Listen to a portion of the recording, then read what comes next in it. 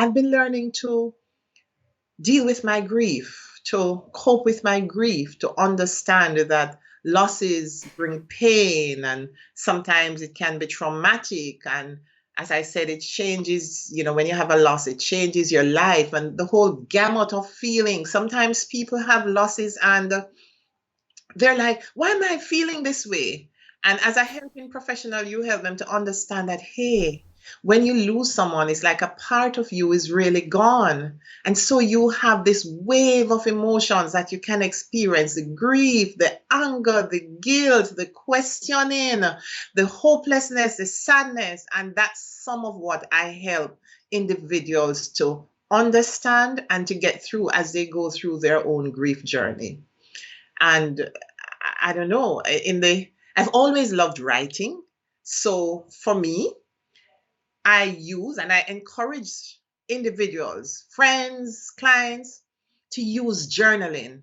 It's a very, very therapeutic tool for adversities and also for expression, because sometimes you find that when you journal, your creative juices come to the fore and you're writing like you never knew you could or you would. So yes, and in the midst of all that, I have been the subject of, I would say, robbery attacks on 3 different occasions, and I have bounced back. One of the things I want to say, though, as I speak about my journey, because my hope, my desire, my aim, not just with the individuals I counsel with on a one-on-one basis, but when I speak to students at schools, when I go to churches, when I'm speaking to organizations, my desire is that my story and my ability to bounce back and to overcome must be like a parachute for others. So it gives them a soft landing. It encourages them, it empowers them to know that, okay, well, Yvette did it, so it's possible. My counselor did it, so it's possible. Because sometimes in counseling, you have to engage in a little self-disclosure to allow your clients to understand that you're not up there and they're down there, that we're all humans with human experiences that can really impact us. In all of that, I must say that I've had serious struggles with my personhood, that whole sense of insecurity. And, people say to you, a bright girl like you, how you so insecure? Or a smart lady like you, how you must be insecure? But the truth is that some of these things are born out of our childhood experiences. And they stay there at a very subliminal level and they impact our choice of partners, they impact how we relate, they impact our careers, they impact how we see ourselves. So, on that journey and in my self exploration, I have been able to help others and to let them understand that a lot of times people go about and they look well, they dress well, they speak well, they behave well, and we're minded to think that they have it all together. But it's important to know that there are many times when messages that we take on in childhood, mechanisms that we use to cope in childhood, can undermine the very essence of who we are in adulthood. So, a part of what I do is helping people to recognize, especially when they come to me for counseling, a thread that I've found to be common is some of the messages that they either received or appropriated to themselves in childhood, which impact especially their interpersonal relationships now. Thank you so much for that. That is powerful.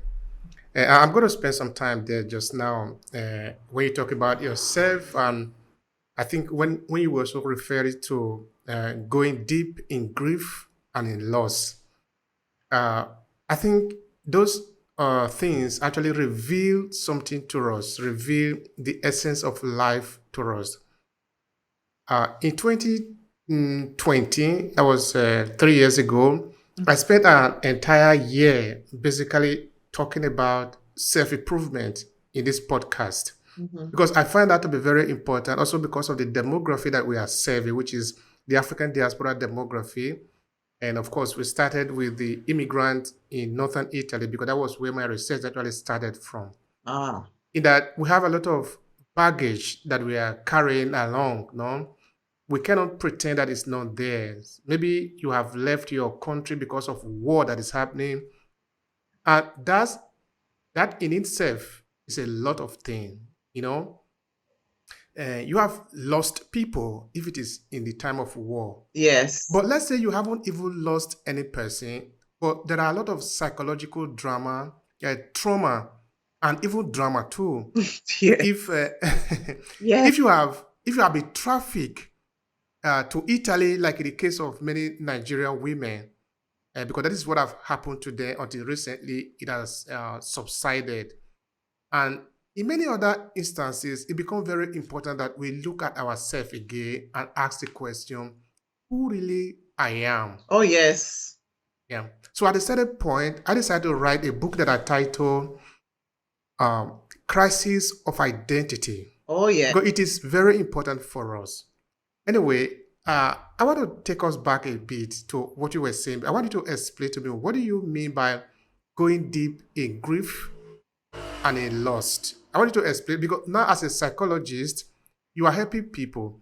I usually say that sometimes before you can help, you can understand what people are going through, somehow you are going to go through something. That is where you get the experience. Otherwise, you are just speaking from, I don't know, from a podium where you don't really understand what is the meaning of what you actually say. Perhaps you might understand something, but you don't really understand the emotive, the emotional impact people go through to be able to give them a better advice.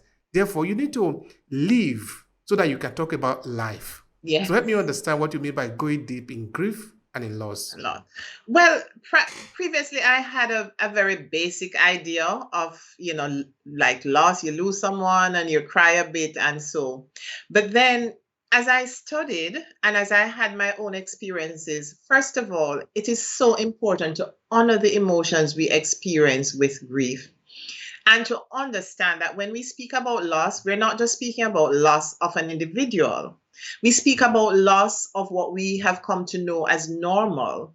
We speak about loss in terms of displacement. You spoke about the diaspora and the displacement of our women and what possibly being trafficked in Italy. So there are losses that are operating on a number of different levels. So the primary loss might be the loss of having to leave my home, because that is where I am grounded. That is where I knew the culture. That is where I was most comfortable. That is where I could, as you say, identify with. Now I'm in somewhere else. And if the experiences in that other place are unpleasant, it magnifies the kind of emotions that we experience. So deep, deep sadness, deep, deep longing, a sense of hopelessness, a sense of questioning. Did I do anything to occasion this? And that's something that in survivors of trauma or survivors of, relatives of loved ones ask themselves, could I have done anything differently? Most times the answer is really no. But we have this kind of guilt and this kind of questioning. So it is helping individuals to make peace with that, helping them to understand, for example, that when you go through a loss experience, you can have such intense physiological responses. We talk about the pit in the stomach. So it's so important for individuals to understand that there's a link between our physiological responses and what we experience in the material and the psychological realm. As a matter of fact, there is a book by a very prominent trauma specialist. I won't try to call his name, but it's The Body Keeps the Score. And so, in treating, especially with victims of trauma, they have found, the researchers, the experts have found that we might be going on with life, but the trauma is sometimes trapped in our bodies. And so interventions have to be employed.